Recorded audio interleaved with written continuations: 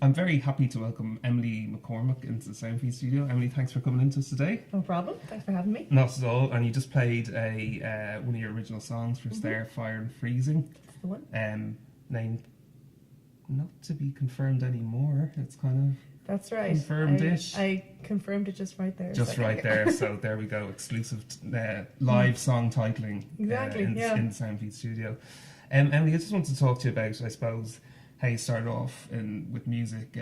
Was it, you've obviously got, a very, I would say, a very mature kind of voice, and you're clearly no problem to you playing a tune or two on the guitar. Did you start quite young, or? Well, yeah, I started guitar when I was about 12. Yeah. But I didn't really think that, there isn't really any musicians in my family. My older brother played guitar. Yeah. And he's 2 years older than me. Yeah. And I'm assuming when I was 12, I was like, "Ooh, my older brother plays guitar. I want to play guitar." Yeah. And then, so I ended up taking guitar, and I went to like a 12-week course, went to like 2 of them, and then I quit for 3 years and didn't do anything. And then it was the junior cert, so I needed new ways of procrastination, so I took up music again, and then ended up being in different bands and stuff when I was in my teenage years, in a covers band called the Chuckleheads. Cool. Blues and rock was right around. And then another one called Busking Robin with What kind of stuff did you do in the cover band, the blues and rock? And the blues and rock, we did like Thin Lizzy and Cream Song, I think, and it was years ago. Red Hot Chili Peppers. It was quite mixed. It was quite mixed. And then in Buskin' Robin, it was more like indie folk kind of stuff like that. Yeah. So that was, I was just singing and stuff. I wasn't playing any instruments there, but I was always practicing guitar myself. And then I realised that I love music and wanted to write my own songs, but I assumed that they were, terrible, and so I just played in my room. Just like, for inside your head. Yeah, I was like, nobody will ever hear these, it's fine. And then I played one for a friend of mine, she's like, it's not terrible. I was like, okay. That's a good start, not terrible.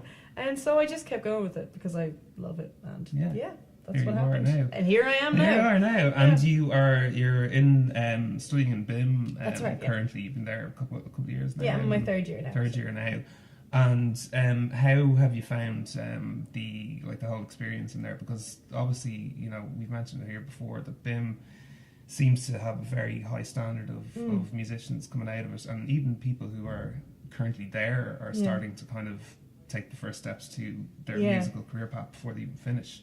Would you? I think it's a really, really fantastic. It's a really fantastic college. I've learned way more than you learn a lot more than what's in the course curriculum. You learn, obviously you've got the different modules, and you learn whatever you're learning, theory and stuff like that, which is obviously very important. Yeah. But it's being in a pool of musicians the entire time. You're in this pool of really talented people, and everyone's constantly learning off each other. So it's just really fantastic, and you learn how to play with other people and how to actually work in the industry well with other people and stuff. It's really fantastic. And I really love it. I'd say you're exposed to kind of experiences and different ideas, and even just kind of simple things that are extremely helpful that you just wouldn't have found out on your own. Stuff like that now you take for granted, but years ago, I don't know. It's really difficult to think of examples on the spot, but just playing with other people, or getting learning how to arrange band and stuff like that. For say for original music and stuff, we do modules and stuff like that in college. But there's lots of stuff I wouldn't have ever thought of that I've just learned now. I'm of course that makes so much sense. And I think it's really fantastic. It's a really great way to grow as a musician, because you're surrounded by bass players, guitar players, drummers, vocals, if you're a songwriter, and you're surrounded by constantly just really talented people. And you've always got musicians at your disposal to play music. And but you have been playing live in venues for quite a while now. I mean, you supported Van Music back in 2015 in the Button Factory. You've played with Chase Nova, and what's the rest of the name of his band? It's ever changing anyway. But and you played with him recently enough, actually, last month in Chennai, and you also did circle sessions in the International. Do you find that you're really, really enjoying that side of the music outside of the kind of day-to-day of college? Of course, performing. I love live performing, and I suppose in my first year of college, I did a bit, but not loads. But then I sort of took a dip for a while and didn't do any, because I was I had a job, and sort of let the job take over. And I was like, that's not what I'm supposed to be doing. No. And then so this year, like all the gigs you mentioned, so I've sort of been getting back into it, and the plan is to just keep going with that as much as possible. And have you any kind of coming up in the short to mid term? I have a gig on the 23rd of March in Workman's. Yeah, great. And I have my own gigs. I don't know if I have any more organised than that coming up, but then I'm playing with a few other people. I'm thinking of dates in my head. Yeah. And have you played in the Workman's before? Yeah, I have. Yeah, played a few times. Yeah. That's great. And you also have and I know it's early enough days and stuff, but you also have a couple of tracks online. You know, well, just on SoundCloud at the moment. Yeah. But I've been doing some recording with a friend of mine, Derek Ellard. He's fantastic. Yeah. He knows what he's doing. He claims he's just like learning, but I went down to his I went down to his studio in Galway, and he made me sound like, I was like, what? This is amazing. Not that I'm tooting my own horn here, but he's just like, he's really good at what he does. But so I'm recording with him a bit. I recorded 2 tracks with him, and hopefully if he'll take me back, record a few more and release an EP out of that. Great. But and one song, and I'm asking this from my own personal curiosity. One song that I particularly liked in SoundCloud is Nightmare. Is that thanks very much. Featuring, or is that something that you're kind of like, that's from a certain? It's from a couple of years back. It's most of my songs are quite personal. I don't mind talking about them, but they are quite personal. Thanks for. No problem. It was. It's sort of like a lot of people. I've asked a few people about it, and a lot of people have interpreted it in different ways. Not anyone actually interpreted it in the way that I meant it. But which I guess is cool, because it can mean something different to everyone.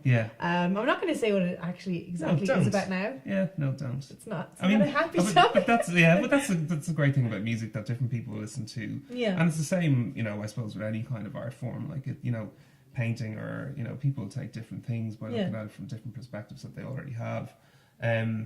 But I suppose, I think the only time it's a problem is when people start misquoting Michael Jackson lyrics, which is, I think, what we all have been guilty of. We're like, that's not what the line means, man. You're like, it is. I've been singing it for 10 years. But and in terms of obviously, you're gonna be. Is there another year to go in BMF this year, and then so. After that, is the plan to kind of really fully focus on the music, or without putting you under any pressure, like Give me your 7-year plan. We want it now.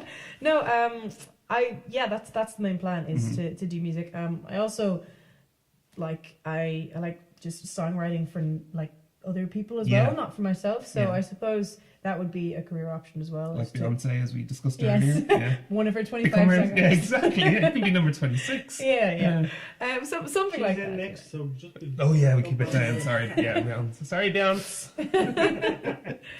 Oh, dear. Sorry, something like that, writing for other people. And also, focus on my own music. That's kind of it. I'm not the type of person who has everything set in stone. Yeah, well, there's plenty of time, and I mean, but in between now and then, like, people can find, the couple songs on SoundCloud. You have got your own Facebook page and stuff, they can keep up to date with, when live shows are coming up and everything. And we are really excited to share the performance you did earlier for us, because it was excellent. And we are also very grateful for you to come in to us yet again. So, Emily McCormick, thanks so much for coming in to us here today. Thanks very much. Thank you. Cheers.